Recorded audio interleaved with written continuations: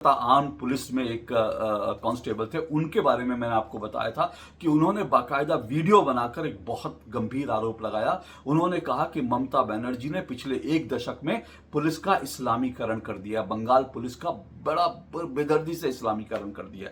ये बंगाल पुलिस के भीतर काम करने वाला, जो करीब 23 साल से बंगाल पुलिस में सेवा दे रहा था, एक ऐसे व्यक्ति ने वीडियो बनाकर ये बात करी और ये आरोप।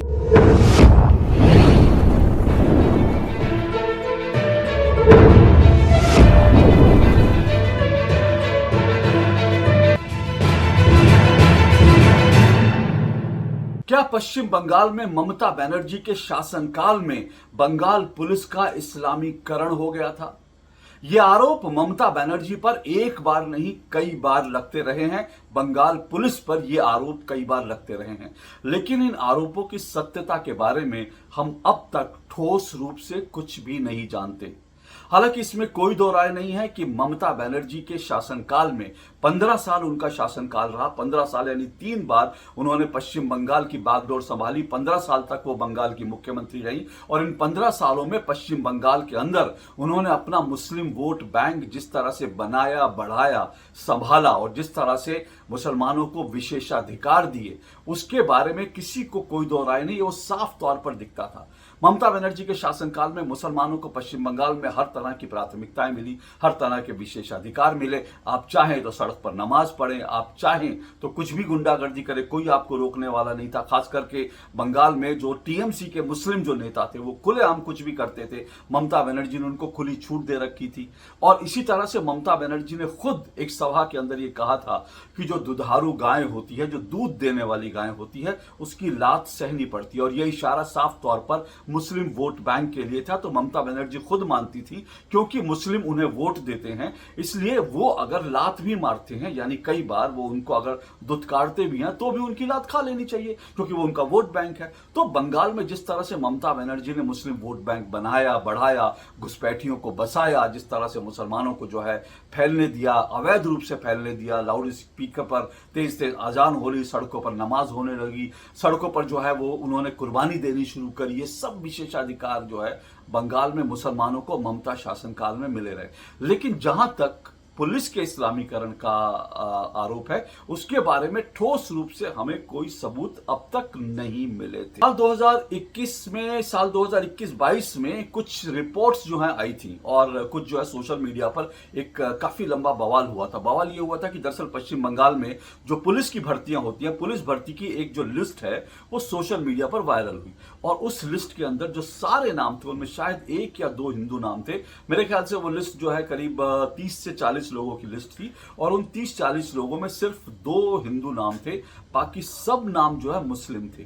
तो वो लिस्ट वायरल हुई और उसके बाद जो है एक बड़ा बवाल हुआ। लोगों ने कहा कि देखो बंगाल में किस तरह से ममता बनर्जी के शासनकाल में पुलिस में मुसलमानों की धड़ाधड़ भर्तियां हो रही हैं, हिंदू तो कहीं है ही नहीं लिस्ट में और मुसलमानों की भर्तियां धड़ाधड़ हो रही हैं। तो ये बवाल काफी हुआ था। लेकिन उसके बाद जो है उसके फैक्ट चेक होने लगे और फैक्ट चेक हुए तो कई लोगों ने कहा कि ये लिस्ट जो है ये अधूरी लिस्ट है। कई ने कहा कि इस लिस्ट का ये ए लिस्ट है, उसके बाद बी लिस्ट है, सी लिस्ट है, ऐसी कई लिस्ट हैं, तो ये लिस्ट इनकम्प्लीट है। इसके आधार पर ये कहना कि भाई बंगाल में मुस्लिम की पुलिस में भर्ती और ये आरोप पूरी तरह से गलत है। कई लोगों ने इसका फैक्ट चेक कर दिया, तो वो बात जो है आई गई हो गई। हालांकि एक बात बड़ी इंटरेस्टिंग रही उसमें, किसी ने भी ये नहीं कहा कि ये जो लिस्ट है ये लिस्ट गलत है और ये लिस्ट फेक है। वो लिस्ट तो सही थी, लेकिन उस लिस्ट को अधूरा कहा गया। ये कहा गया कि दरअसल ये ओबीसी की लिस्ट है, तो ओबीसी की लिस्ट में जो मुस्लिम जातियां हैं वो लोग हैं, तो इसमें ये कैसे कहा जा सकता है कि सिर्फ मुस्लिम है। तो इसमें ओबीसी हिंदू भी हैं, ओबीसी मुस्लिम भी हैं, इसमें ओबीसी की एक कैटेगरी है, बी कैटेगरी का, सी कैटेगरी वाली भी लिस्ट है, उसमें आप देखेंगे उसमें आपको हिंदुओं के नाम मिलेंगे। इस तरह से कहकर उसका फैक्ट चेक हो गया था और वो खबर जो है खत्म हो गई थी। लेकिन जब बंगाल में चुनाव हो रहे थे, जब दूसरे दौर के जब चुनाव प्रचार चल रहा था, ठीक उसी वक्त मैंने आपको अपने इसी चैनल पर एक बताया भी था कि चुनाव के बाद एक रामकृष्ण गोयल करके एक जो कोलकाता आर्म पुलिस में एक कांस्टेबल थे, उनके बारे में मैंने आपको बताया था कि उन्होंने बाकायदा वीडियो बनाकर एक बहुत गंभीर आरोप लगाया। उन्होंने कहा कि ममता बनर्जी ने पिछले एक दशक में पुलिस का इस्लामीकरण कर दिया, बंगाल पुलिस का बड़ा बेदर्दी से इस्लामीकरण कर दिया। ये बंगाल पुलिस के भीतर काम करने वाला जो करीब 23 साल से बंगाल पुलिस में सेवा दे रहा था, एक ऐसे व्यक्ति ने वीडियो बनाकर ये बात करी और ये आरोप लगाया, और ये बड़ा सनसनीखेज आरोप था। ये बंगला में था। आपको थोड़ा सा सुनवाता हूं, आपको अंदाजा लगेगा रामकृष्ण गोयल ने किस तरह से ओपनली ये वीडियो बनाकर कहा था कि बंगाल में ममता बनर्जी पुलिस का इस्लामीकरण कर रही है।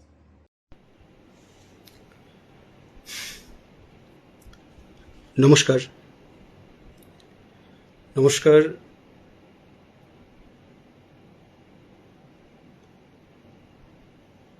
আমি রামকৃষ্ণ কয়াল, পেশায় একজন কলকাতা পুলিশ কর্মী। 23 বছরের কর্মজীবন অতিবাহিত, এখনো 17 বছর কর্মজীবন বাকি আছে। তো এই 23 বছর কর্মজীবনের 15টি বছর আমি এই তৃণমূল সরকারকে দিলাম।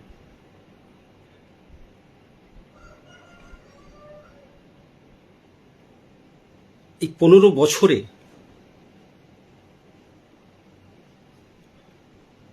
আমি দেখলাম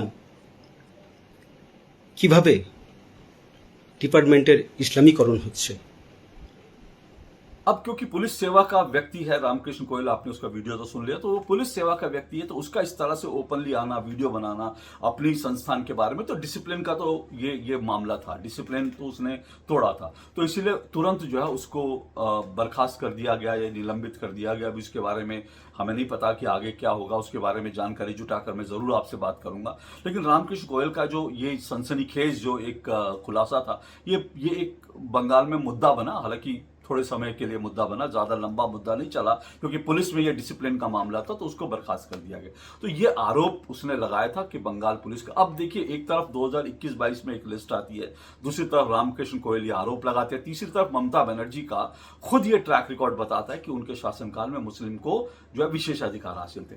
अब इन तीनों को अगर आप फैक्ट्स को मिला लें तो आपके सामने क्या तस्वीर बनती है। अभी भी मैं कह रहा हूं कि यह तस्वीर जब तक कि हमारे पास, क्योंकि एक पत्रकार होने के नाते ठोस रूप से कुछ कहा जाए कि नहीं इस्लामीकरण हो गया था, मुसलमानों की भर्तियां हो रही थी, ये कुछ भी कहना ठीक नहीं है। जब तक ठोस आपके पास फैक्ट ना हो, उसके बारे में बात करना जो है ठीक नहीं होगा। लेकिन अब क्या है, अब देखिए कि दरअसल इसके तह तक जाने के लिए आपको बहुत कुछ करने की जरूरत नहीं है, क्योंकि बंगाल में अब सरकार बदल गई है। शुभेंदु अधिकारी मुख्यमंत्री बन गए हैं, बीजेपी की सरकार बन गई है, और उन्होंने एक ऐसा मास्टर स्ट्रोक चल दिया है, शुभेंदु अधिकारी ने एक ऐसा मास्टर स्ट्रोक चल दिया है कि ये जो ओबीसी के नाम पर बंगाल में जो मुसलमानों की जो भर्तियां न सिर्फ पुलिस सेवा में बल्कि और भी कहीं हो रही थी, तो उसको जो है अब पूरी तरह से उसको एक्सपोज कर दिया जाएगा, और हो सकता है कि बहुत से लोग ऐसे जो हैं वो कानून के लपेटे में आ जाएं। ये पूरा मामला क्या है, अब बड़े ध्यान से सुनिए। जो मास्टर स्ट्रोक है शुभेंदु अधिकारी का, उसको सुनिए, और इस मास्टर स्ट्रोक से आपको इस बात का भी आभास होगा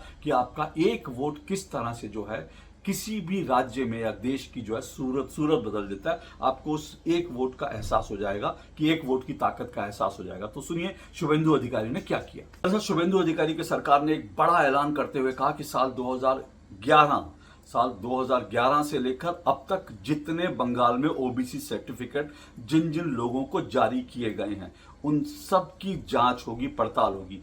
ये कुल मिलाकर 1,60,00,000 के आसपास जो है ओबीसी सर्टिफिकेट हैं। तो 1,60,00,000 जो ओबीसी सर्टिफिकेट हैं, उनकी जांच का आदेश दे दिया है। अब ये 2011 क्यों? क्योंकि 2011 वही साल है जब ममता बनर्जी शासनकाल में आई। तो 2011 से लेकर अब तक जितने ओबीसी सर्टिफिकेट जिन लोगों को इशू हैं, उनकी पड़ताल की जाएगी। अब इसमें इंटरेस्टिंग बात यह है कि बंगाल में, पश्चिम बंगाल के अंदर बाकायदा टीएमसी ने, सरकार ने बाकायदा एक जो है कैंप लगाया था। उस कैंप के अंदर लोगों को जो है ओबीसी सर्टिफिकेट इशू किए जाते थे। तो उसमें क्या कुछ होता होगा, आप अंदाजा लगा सकते हैं कि ये ममता बनर्जी की सरकार हो और किस तरह से उनकी नीतियां, उनकी पॉलिसी हम जानते हैं, और वो कैंप लगाया और उसके बाद लोगों को ओबीसी सर्टिफिकेट जारी करना शुरू करें, तो किस तरह से लोगों को ओबीसी सर्टिफिकेट मिलते होंगे, इसका आप अंदाजा लगा सकते हैं। तो उन्होंने एक बड़ा मास्टर स्ट्रोक खेला कि किसी भी तरह से 2011 के बाद जिन जिन लोगों को ओबीसी सर्टिफिकेट मिला, उन सब की जांच होगी, पड़ताल होगी। इसके साथ साथ एक और बड़ी बात जो है, शुभेंदु अधिकारी की सरकार ने एक और बड़ा निर्णय ले लिया है। दरअसल ये जो ओबीसी जो है ना, उसमें जो घालमेल ओबीसी सर्टिफिकेट और ओबीसी सर्टिफिकेट लेकर उन लोगों को नौकरियां देना, पुलिस की नौकरियां देना, बाकी नौकरी देना, ये जो है ना एक विवाद पहले भी बन चुका था। तो ये विवाद जो है कोलकाता हाई कोर्ट में भी पहुंचा था। अब जब ये हाई कोर्ट में पहुंचा तो हाई कोर्ट में क्या हुआ, वहां पर हाई कोर्ट में बाकायदा साल 2024 में कोलकाता जो हाई कोर्ट है उसने एक फैसला दिया। उसने कहा कि जितने ओबीसी सर्टिफिकेट, उसने करीब 75, इन्हें माफ कीजिएगा 77 जो जातियां थी जिनको ओबीसी सर्टिफिकेट दिया गया था, उन सब का हाई कोर्ट ने कैंसिल कर दिया। कहा कि इनको ओबीसी का सर्टिफिकेट नहीं दिया जा सकता, इनका हम कैंसिल कर रहे हैं। अब इंटरेस्टिंग बात क्या है कि जो 77 जिन लोगों को टीएमसी सरकार ने ओबीसी का दर्जा दिया था, जिन जातियों को, उन 77 जातियों में से 75 जातियां मुसलमानों की थी। अब ये वो मुस्लिम है जो कहते हैं हमारे यहाँ तो जाति नहीं होती, जाति प्रथा तो सिर्फ हिंदुओं में होती है, हम लोग तो बड़ा एका की बात करते हैं, हमारे यहाँ तो सब एक है। तो फिर सवाल है कि आपके यहाँ जो है जातियां वो ओबीसी सर्टिफिकेट कैसे ले रही हैं? देश भर में ये सब होता है।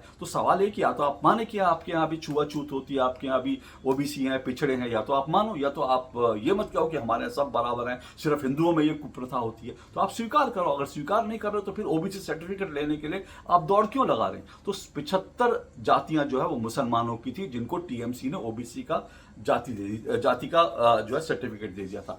अब सर्टिफिकेट मिलने का मतलब जानते हैं क्या होता है? कि इसका सीधा सीधा होता है कि मुस्लिम जो ओबीसी सर्टिफिकेट लेके हिंदू जो ओबीसी हैं उनका हक लेने के लिए कोशिश करते हैं, उनका हक लेते हैं और उनका हक उनको दिया जाता है। इसीलिए जो है मुसलमानों को आरक्षण जो है धर्म के, भारत का संविधान कहता है कि धर्म के आधार पर किसी को आरक्षण नहीं मिल सकता। तो मुस्लिम जो है, कई बार कांग्रेस ने, समाजवादी पार्टी ने, इन तमाम पार्टियों ने जो भारत की सो कॉल्ड सेकुलर पार्टियां, उन्होंने जो है जो मुसलमानों को आरक्षण देने के लिए कई बार जो है घोषणाएं की, अपने चुनाव घोषणा पत्र में लाए, मुस्लिम वोट के लिए सब कुछ किया। लेकिन हुआ क्या? वो सारा मामला अटक गया। इसलिए अटक गया क्योंकि ये संविधान के खिलाफ है। तो बहरहाल जो शुभेंदु अधिकारी की सरकार है उसने बड़ा फैसला ये लिया कि जब कोलकाता हाईकोर्ट का जो फैसला आया था 2024 का, उसको ममता बनर्जी की सरकार ने सुप्रीम कोर्ट में चुनौती दे दी थी। अब चुनौती दे दी तो वो मामला सुप्रीम कोर्ट में था। लेकिन शुभेंदु अधिकारी की सरकार ने क्या कहा? उन्होंने कहा कि हम इस फैसले को चैलेंज नहीं करेंगे।